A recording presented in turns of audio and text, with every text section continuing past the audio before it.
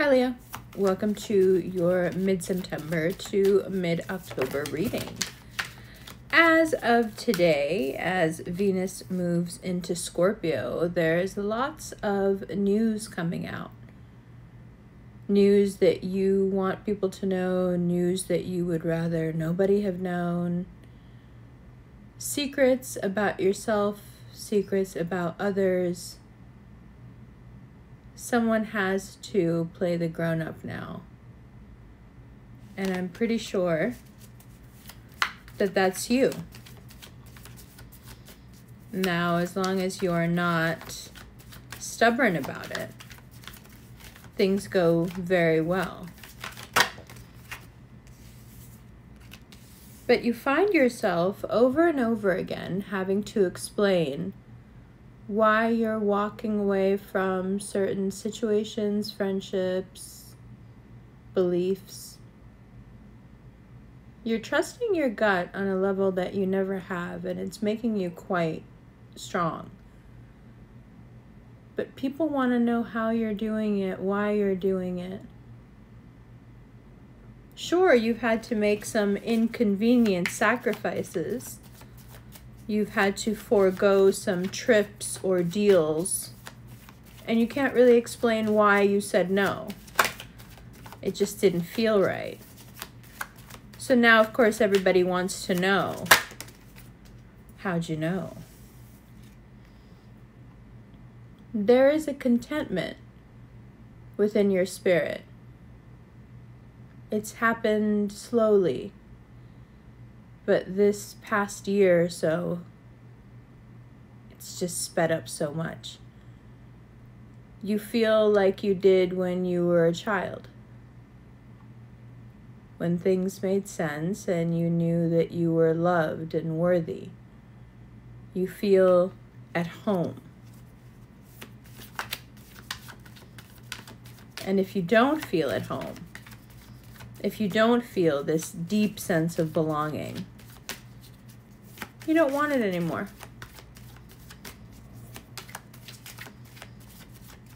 So, what does that mean? Like I said, you have to be the grown-up. You've got to be the one that says, I love this. Let's take it to the next level. Or, this just doesn't work for me long-term and I don't want to do this. I'm sorry.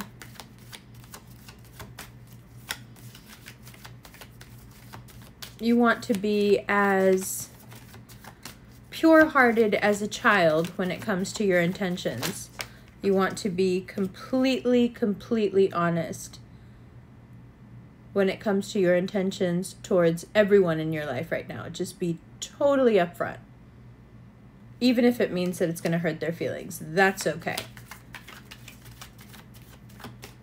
As of the 21st, you've got to deal with Seven of Swords. Where are the places where you take your own money away? Where are the different holes in the boat? I think you will be very surprised. Make some new rules about spending money. Make some new rules about shopping. Make some new rules about online shopping.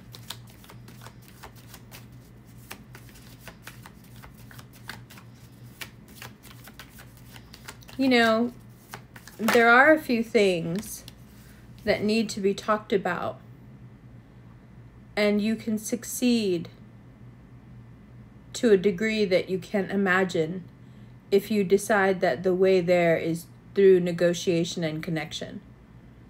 You're not trying to fight anyone. You're trying to understand. You're not trying to win, only to connect. If that's how you view it, those decisions that need to be made in late September, early October, they're a breeze. Even when you have all the power to not squeeze people, to not dehumanize them, is an amazing thing.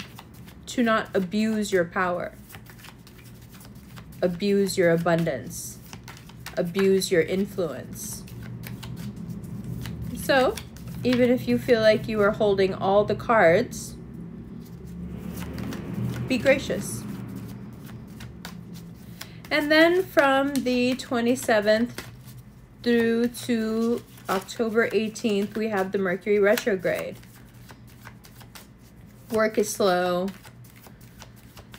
Don't freak out and try to push it. It's just not working. You may feel a bit uninspired. You may feel like unless you do something really, you know, make a strong gesture, nothing is going to change. You may feel that you are at the whims of your fate, that everything comes in at a trickle. But after the 18th, that will all change. Until then, however, during this retrograde, it's a wonderful time to mend some broken hearts, to forgive, to ask for forgiveness, to realize that even those that we were so sure were the culprits in our story may just be humans like us who need empathy and understanding.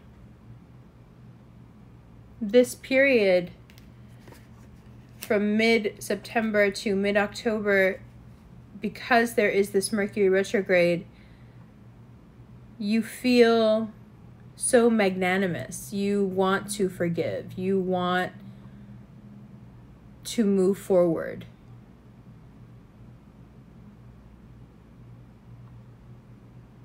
You want within yourself to make these really big moves. But you just can't be impatient.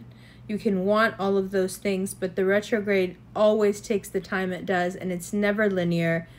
There's going to be a lot of spiraling back around to things that you thought you were done with. And that's okay. Because as long as you're patient with this process, as long as you're careful when you're climbing, whether that's physical or emotional, as long as you're careful with the processing, everything is okay.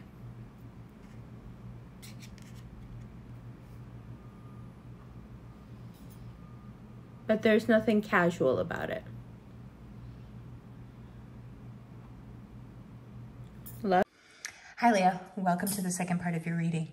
As I explained in the Cancer Part 2 video, I've been going through some family stuff, and that's why the videos were moved to mid-month along with Halloween prep. But it's not just Halloween prep, it's also family stuff. And if you're wondering what it is, you can always go to my Instagram at the Quietest Revolution and check it out. But there is a very good reason, and I take the videos very seriously, as you know, and I take your love and your support and your viewership very seriously. So I don't want you to think that I just flippantly forgot. Not that that's being suggested at all. I want you to know how much I love you and how much I value you and how very sorry I am that it's taken so long to do the work. But as you may know from past instances, I just can't work when my mind isn't clear. And I've been in an extremely stressful situation. But alhamdulillah, it's all clearing up and it's looking good. It's looking good. It's looking good. Inshallah, everything works out. So let's get going with this reading. So first of all, the Knight of Swords and the Six of Swords. You know, people want to make it seem like when you make choices based on your intuition, when you make statements that are in line with what your intuition is telling you, it's like they want to be like, stop yelling. Why are you yelling? You know, why are you being so vehement? And the irony is you're not. You're just following your gut. But for some reason, people are taking it personally, and they want you to give them these long-winded explanations for why you're doing what you're doing. And you have made some gut based decisions in the past couple of weeks, and you've made the right decisions. You've made the right decisions for you and for your family and for your loved ones. You don't have to justify it, but people are asking you to justify it. Pay them no mind. They also want you to prove your commitment. But here's the thing. You are not obligated to prove your commitment to something that, first of all, you didn't agree to commit to. And secondly, something that holds a lower priority on your list than your loved ones and your family. Right? Your loyalty is based on a hierarchy. Yes, you're very loyal to the people at the top in your hierarchy. For everyone else, you have an open heart, you are loving, you are true, you are honest, you are kind. But the claws and the nail, the teeth don't come out for just anybody. But once you decide with your whole being, when your gut is, telling you, insisting, and you follow it because you believe in yourself, because you have that amount of faith in yourself, it can be very difficult for the people around you. They may think you're lying. They may think that you're not all the way committed. And it's not that you're not all the way committed. Again, let's get back to that. It's not that you're not all the way committed. There are degrees of commitment depending on who you are. So there are people who are way down on that totem pole in your life, but thought they weren't. And they're pretty pissed off that you didn't uphold your commitments to them and chose instead to follow your gut. Now, the people that love you, the people that connect with you, the people that know you well and want only the best for you, they're not questioning your judgment here. They're not questioning your decision. They may have liked it if you decided another way, but they're not judging you for it, and they're not holding it against you. But you might get tired of this question of like, are you really all the way in this? Are you really committed? You have people saying to you, oh, this speaks to your level of commitment. This speaks to how loyal you are. Well, first and foremost, one has to be loyal to oneself and what's good for the self. Okay? And unless you're on some self-sacrifice kick, which I know you're not, there's no real justification for putting other people's needs above your needs when the harsh fact is they've never put your needs in front of their own. Right? People are very quick to ask Leos for things that they would never do themselves. You're the kid who gets pushed by all the other students in class to say the thing that they all want to say. You're the kid that had to go ask the scary parent if you could do X, Y, and Z. You're the kid that has to go to the, to the adults at the family party and say, hey, can my cousin sleep over? You're the kid who has to stand up and do the presentation that you all worked on together in class. You're that kid. You're that person. People expect you to be on. And the people that expect you to be on are usually the people who are always off. So this feeling of having expectations placed on you, obligations even, by people who would never be able to do what you do, instead of it giving you perspective and you saying, I'm not doing this just because you're asking me, because you can't even do this yourself. Instead, it becomes a strange form of manipulation because it creates it. It solicits this guilt from you. Yeah, this person could never do what I do, so I guess I should do it. No, you shouldn't. Well, but I can naturally do it. It's easy for me. So what? So what? Just because it's easy for you doesn't mean you're supposed to do it. Doesn't mean it's your responsibility, and it doesn't mean that you have something to prove. If people want things done, especially people who are not supportive, who are obviously just using you, let them do it themselves. And your thing is, well, then they'll crash and burn. Not me, though. I could do it excellent. Let them crash and burn. Stop getting in the way of people's karma. On the 10th, we had Venus move into Scorpio. And from there, you have become, how do I say this? You have become like a lie detector.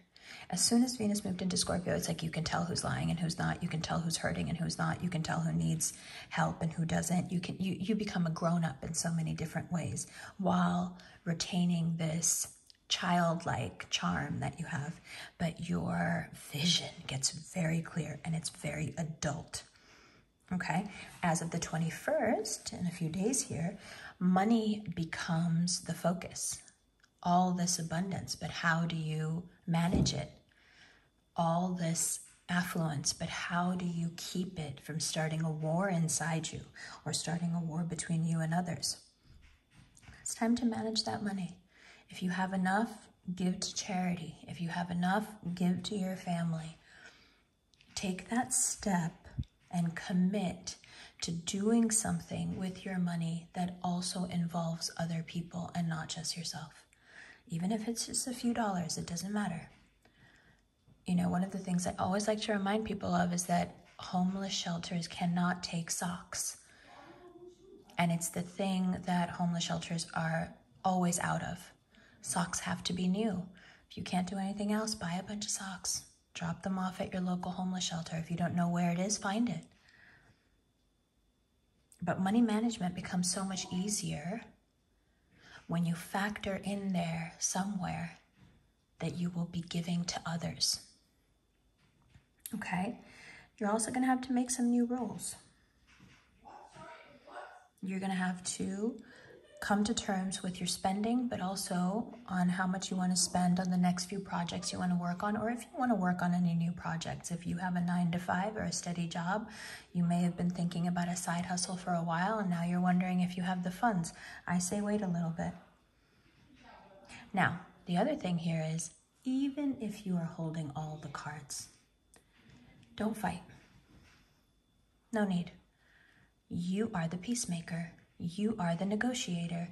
You are the one who wants the best for everyone. You want a mutually beneficial solution. You are not in any way scorned. You are not upset.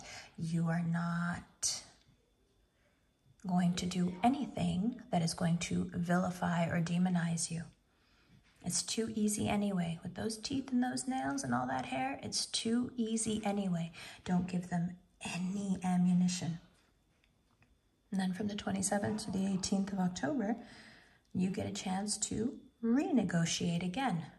Mercury retrograde gives you a bit of breathing room where you can take whatever you've been negotiating, whatever you've been working on, and give it another think. So don't make any decisions until October, until mid-October. Work has hit a bit of a plateau. And there could be several reasons. I, as you may know or not, am a Vedic Leo moon, and I feel this very strongly. It can be because of external circumstances. It can be just because you don't feel right. It can be your luck is a little shaky, whatever it is. Bottom line is that work gets a little bit stagnant. Do not freak out. Do not push yourself. Do not panic. Okay? At the end of October, everything starts to move again, and it moves in a really big way.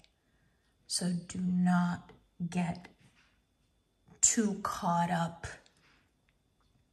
It's very easy to have work break your heart right now because you feel like you're not doing enough. You're feeling like you're failing. You're not.